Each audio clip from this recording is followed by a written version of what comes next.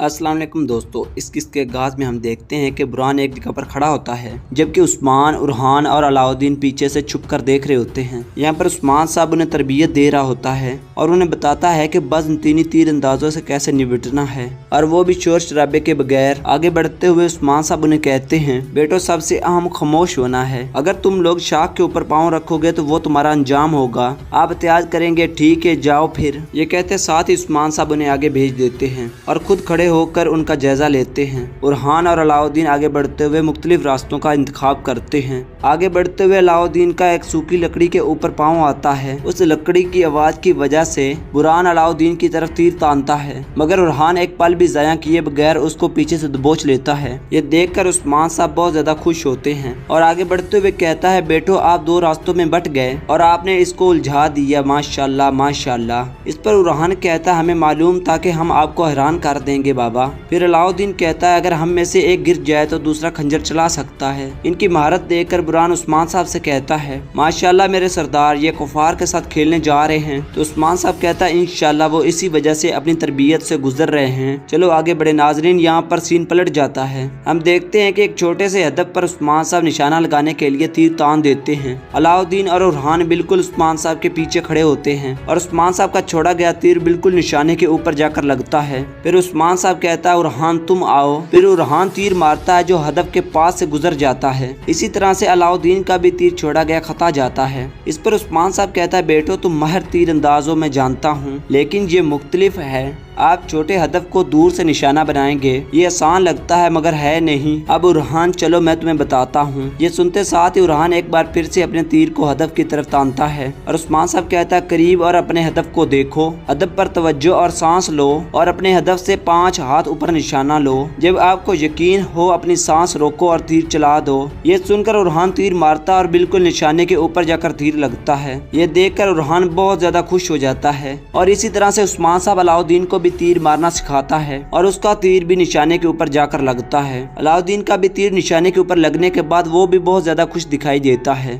फिर उस्मान साहब उन्हें आगे ले जाता है और कहता है, माशाल्लाह बेटो, जैसा मैंने कहा था तो आपने उसी तरह से ही हदफ को निशाना बनाया। इसीलिए मैं बुरहान उस्मान साहब के पास आता और कहता है, जनाब सिपाहियों से खबर आई है कि वो आ गए हैं। जवाबन उस्मान साहब कहता है, फिर हमें इसी वक्त हमला करना चाहिए। चलो जल्दी करते हैं बेटो, चलो चले। तो वो वहाँ से आगे बढ़ जाते हैं। उधर कैस्टल किले के गिरजाघर में 2 पादरी मौजूद होते हैं। इसीलिए मैं जेरतई वहाँ पर रोता धाड़ता हुआ वहाँ पर दाखिल होता है और एक जगह पर बैठकर पीटने लग जाता है। उसे देखकर पादरी पूछता है, क्या बात है बेटा?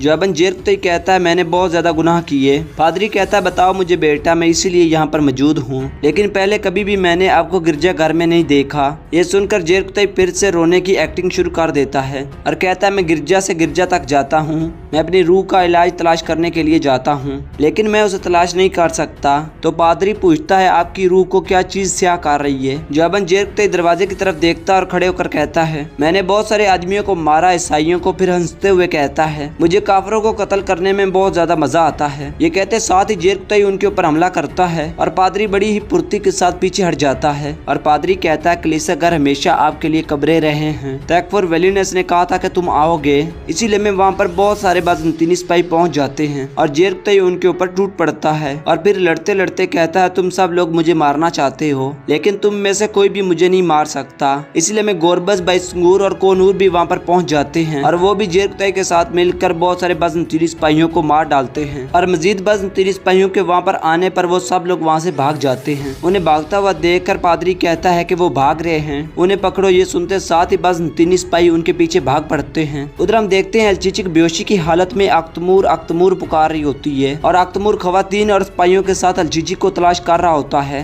आगे बढ़ते हुए बाला खातून कहती है, सिपाहियों हर तने को तलाश करो। फिर अख्तमूर कहता है कि हम उसे बहुत ही आसानी के साथ तलाश कर लेंगे, कुछ भी हो जाए हम उसको तलाश करके रहेंगे। और साथ साथ वो अलचिचिक खातून को आवाजें भी दे रहे होते हैं। फिर बेंगे खातून कहती है कि वो जिंदा है, माँ उसकी सांसों को महसूस कर सकती है। उधर बेहंदर अपने साथियों के साथ बेस बदलकर एक मुकाम पर मौजूद होता है और बेहंदर तुरान से कहता है, एक अमीर और होशियार ताजर खरीदने के लिए बहुत ही अच्छा सामान तलाश कर सकता है, लेकिन एक चीज है जो आप पैसे के साथ नहीं खरीद सकते और वो गुलाम यागेज है। और वो दिखावे के लिए तुरान के गले में रस्सी डालता है और उसे गुलाम बनाना चाहता है। तुरान कहता है, मैं समझता हूँ, लेकिन तुर्क कभी गुलाम नहीं नहीं हो सकता। जुआबन बिहंदर कहता अस्तगफिरुल्लाह, कभी भी ऐसा नहीं हो सकता, लेकिन हम मजबूर हैं और यही खेल है। देखो तुम सबसे पहले गुलाम बनोगे और फिर हम कुछ लोगों को मारेंगे।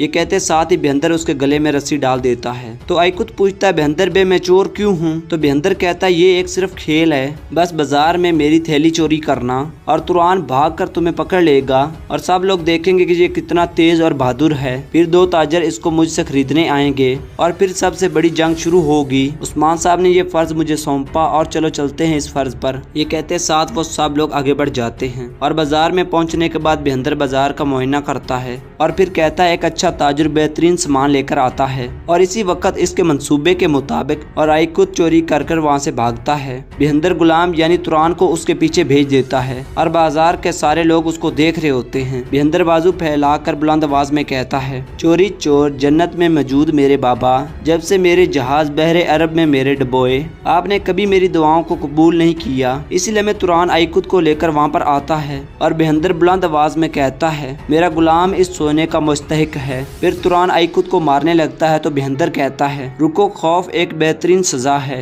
इसे छोड़ दो। ये सुनकर तुरान उसको छोड़ देता है और तुरान सोने की पोटली बिहंदर को दे देता है, जिसे लेने के बाद बिहंदर कहता है खुदा तुम्हारी रूह को सलामत रखे। आह मेरे प्यारे दोस्त, तुम कोई गुलाम नहीं बल्कि अजीज दोस्त हो। अगर मैं मजबूर ना होता तो तुम्हें कभी भी फरोख्त ना करता, लेकिन ये जिंदगी है, तकदीर है। ये कहते साथ ही बिहंदर तुरान को लेकर आगे बढ़ जाता है, जबकि ताजर और लोग उसको बड़े ही गौर से देख रहे होते हैं। सबकी नजरों से ओझल होने के बाद हुसैन बिहंदर से कहता है कोई भी नहीं आ रहा। जुआबन बिहंदर कहता है वो आएंगे, वो इसे खरीदने के लिए आएंगे। ताजर हमेशा मजबूर इंसान की पैरवी करते हैं, वो आखिरकार आएंगे। हमने अपने गुलाम की तारीफ की और उन्हें अपना सामान पेश किया, इसीलिए में वो आइकुत के पास पहुंच जाते हैं और देखते ही देखते वहाँ पर बहुत सारे बाज़ंतीनी सिपाही भी आ जाते हैं और उन्हें चारों तरफ से घेर लेते हैं, जबकि बाजार में देखने वाले ताजुर भी वहाँ पर पहुंच जाते हैं। ये मंजर देखकर बिहंदर कहता है अब हम इन फौजियों का खून बहाएंगे और बिहंदर अपने सिपाहियों के साथ मिलकर बाज़ंतीनी सिपाहियों के ऊपर टूट पड़ता है। वो चारों बहुत सारे बाज़ंतीनी सिपाहियों के ऊपर भारी पड़ जाते हैं, इसीलिए में मजीद बाज़ंतीनी सिपाहियों को आता हुआ देखकर बिहंदर कहता है चलो चलते हैं। ये कहते साथ ही वो सब लोग वहां से भाग जाते हैं, जबकि बाज़ंतीनी सिपाही उनका ताकुब करते हैं। दूसरी तरफ हम देखते हैं कि उस्मान साहब अपने बेटों और बुरहान के साथ घोड़ों पर बैठकर आगे रवां दवां होते हैं और वो चारों आगे बढ़ते ही चले जाते हैं। इधर नदी के किनारे पड़ी हुई अलचीची खातून कहती है बाबा आप आए हैं। ये कहते साथ ही वो अपने बच्चे की वजह से बहुत ज्यादा परेशान हो जाती है। और दूसरी तरफ हम देखते हैं कि अख्तमूर खवातीन और अपने सिपाहियों के साथ अलचीची खातून की तलाश में मसरूफ होता है और अख्तमूर अपनी अम्मा से कहता है अम्मा इस तरह नहीं होगा, अंधेरा छा रहा है। उन सब की बेचैनी बढ़ती ही चली जाती है और सब लोग अपने अपने खदशात का इजहार करते हैं। इसीलिए में बाला खातून कहती है सब लोग बिखर जाएं, चलो सिपाहियों जंगल का अहाता करो। और इस तरह वो पूरे जंगल में फैल जाते हैं। इधर अलचीची कह रही होती है मुझे माफ कर दो बेटा, मैं तुम्हें नहीं बचा सकी। इधर अख्तमूर चिल्ला चिल्ला कर कहता है अलचीची खातून, और कहता है कुछ भी हो जाए मैं तुम्हें ढूंढ लूंगा, या अल्लाह मुझे कोई रास्ता दिखा दे, मुझे कोई रास्ता दिखा दे। ये कहने के बाद वो एक बार फिर से अलचीची पुकारता है। इसीलिए में उसकी आवाज अलचीची खातून के कानों में जा पहुंचती है। जुआबन अलचीची खातून भी बुलंद आवाज में अख्तमूर को पुकारने की कोशिश करती है। थोड़ा आगे आने के बाद अख्तमूर की नजर अलचीची खातून के ऊपर पड़ती है। अलचीची को देखते साथ ही अख्तमूर उसको पुकारता पुकारता उसके पास जाता है। अख्तमूर उसको अपनी बाहों पर उठा लेता और फिर कहता है क्या तुम ठीक हो? अलचीची कहती है अख्तमूर मेरा बेटा। इसके साथ ही अख्तमूर कुमरुल अब्दाल को जोर जोर से पुकारना शुरू कर देता है और कुछ देर बाद कुमरुल अब्दाल भागते भागते वहाँ पर पहुँचता है और कुछ देर बाद तमाम के तमाम लोग वहाँ पर पहुँच जाते हैं। अलचीची को जिंदा देखकर सबके चेहरों के ऊपर मुस्कुराहट आ जाती है और बाला खातून कहती है अल्लाह का शुक्र है, अल्लाह का शुक्र है तुम ठीक हो। फिर कुमरुल अब्दाल कहता है अल्लाह का शुक्र है कि ये ठीक है, हमें जल्दी से जनी शहर जाना होगा। इसके साथ ही बाला खातून बुलंद आवाज में सिपाहियों को पुकारते हुए कहती है चलो सिपाहियों जल्दी से घोड़े लेकर आओ। ये सुनते साथ ही सिपाही वहाँ से दौड़ पड़ते हैं और अख्तमूर अलचीची खातून को उठा लेता है। उधर जंगल में 3 बाज़ंतीनी कमांडर एक जगह पर मौजूद होते हैं और उनके सामने नक्शा भी पड़ा होता है और कमांडर कहता है खुदा का शुक्र है कि फौजें पहुंच रही हैं, हम तुर्कों से हमेशा के लिए छुटकारा पा लेंगे। जवाबन दूसरा कमांडर कहता है तुम खुदा का शुक्र अदा करो मेरे दोस्त, एक बार फौजें जब यहाँ पर आएंगी मैं शैतान के साथ काम करूंगा। फिर तीसरा कमांडर कहता है बाज़ंतीन के ऊपर तुम सबका बहुत बड़ा एहसान है, जब तुम फौजों की क़यादत करोगे तुर्कों को कोनिया समेत हर जगह से निकाल दिया जाएगा। फिर मेलोस कहता है एक बार जब दूसरी फौजें हमारे साथ शामिल हो जाएंगी मुसलमानों को हमेशा के लिए खत्म कर दिया जाएगा। तो दोस्तों इसी सीन के साथ इस एपिसोड का इख्तिताम हो जाता है। अगर दोस्तों हमारी वीडियो अच्छी लगी हो तो इसको लाइक करें और हमारे चैनल को सब्सक्राइब करें। बहुत बहुत शुक्रिया।